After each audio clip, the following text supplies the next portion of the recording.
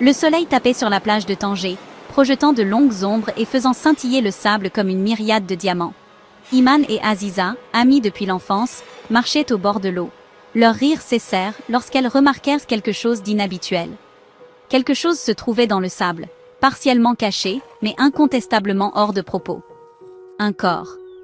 À moitié enfoui dans le sable, on aurait dit qu'il était là depuis des heures. C'était Sarah. Son visage était blanc, et ses yeux vides, fixant le néant. Iman était trop effrayée pour parler, le cœur battant à tout rompre. Aziza, tremblant de tous ses membres, réussit à appeler à l'aide, la voix tremblante. Les sirènes se rapprochaient, brisant le calme et la sérénité de la plage. Des voitures de police arrivèrent sur la plage, leurs gyrophares rouges et bleus créant un contraste étrange avec la beauté naturelle du rivage. Ils installèrent un cordon de sécurité, bouclant la zone et la désignant comme scène de crime. Des policiers étaient partout, le visage sérieux et concentré, conscients de la gravité de la situation. Un homme prenait des photos, chaque flash comme un triste rappel de la vie qui s'était envolée. L'enquête avait commencé, et il n'y avait pas de retour en arrière possible. L'air sentait la mer et quelque chose d'autre, quelque chose de métallique et d'âcre, une odeur qui laissait deviner la tragédie qui s'était déroulée. L'équipe médico-légale travaillait avec soin, comme si elle avait déjà fait cela de nombreuses fois, leurs mouvements précis et délibérés.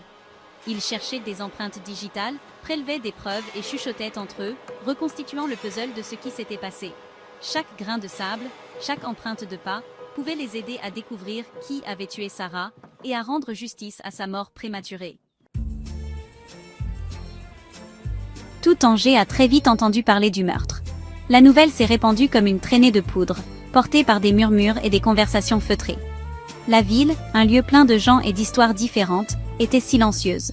C'était comme si la vie trépidante de Tanger s'était arrêtée, retenant son souffle dans un choc collectif. Dans les cafés, les marchés et les maisons, les gens chuchotaient à propos de Sarah. Son nom était sur toutes les lèvres, mais personne ne le prononçait à voix haute. Qui était-elle? Que lui était-il arrivé? Les questions flottèrent dans l'air, sans réponse et lourdes de mystère. La police a commencé son enquête en parlant aux gens qui connaissaient Sarah. Ils espéraient reconstituer les fragments de sa vie. Ils ont appris qu'elle était nouvelle à Tanger, venant d'un autre pays, et qu'elle appréciait le caractère différent et intéressant de la ville. C'était une âme curieuse, toujours en exploration. Son appartement, un petit appartement simple au cœur de la vieille ville, ne leur a pas appris grand-chose. Il était modeste, presque trop simple pour quelqu'un d'une nature aussi curieuse.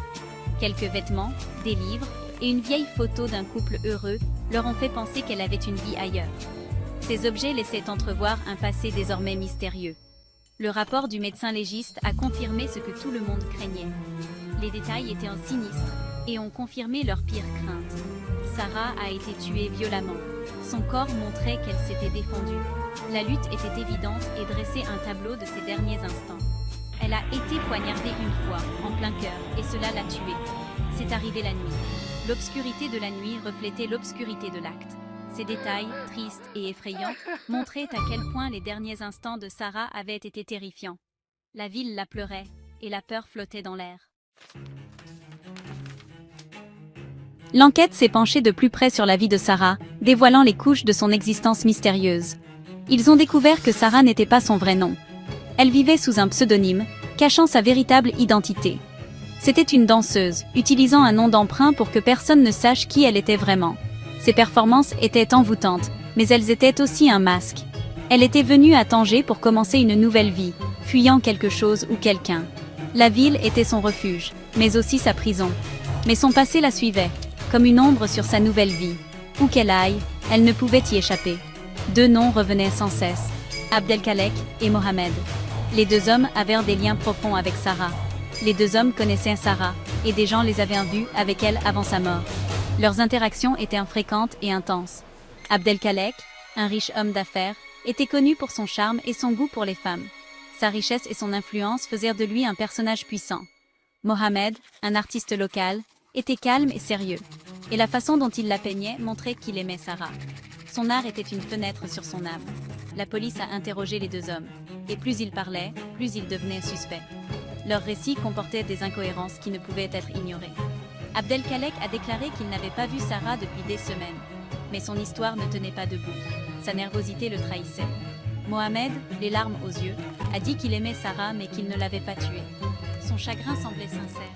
Mais était-ce suffisant pour le disculper? Il a dit qu'elle avait un passé sombre, un secret dont elle ne voulait pas parler.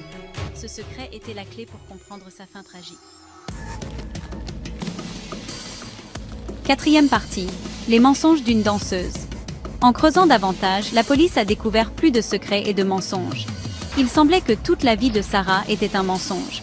Elle n'était pas seulement danseuse, elle était également enceinte. Mais personne ne savait qui était le père, ce qui compliquait encore plus l'affaire. L'enquête est remontée dans le passé de Sarah, au-delà du Maroc. Ils ont contacté la police de son pays d'origine, s'enquérant de sa vie avant Tanger.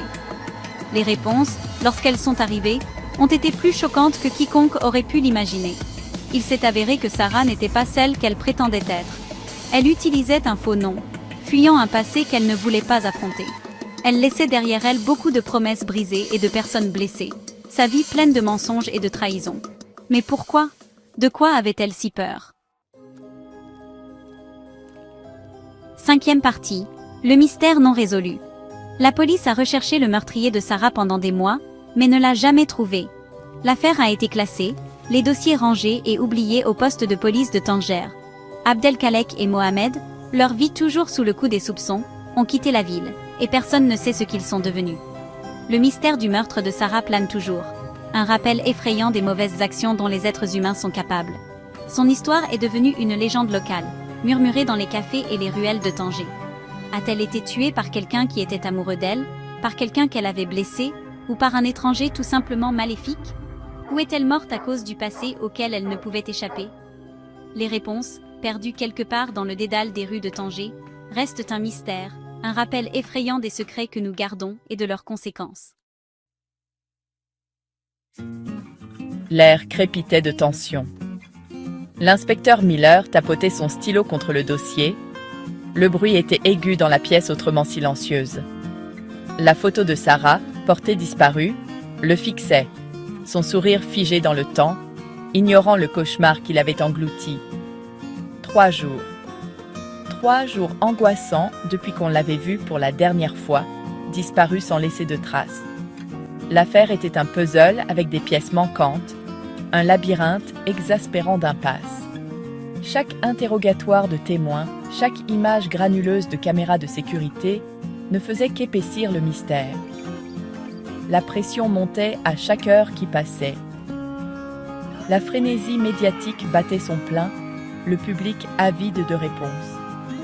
Miller pouvait sentir le poids de leurs attentes, la supplication silencieuse dans leurs yeux. Trouvez-la.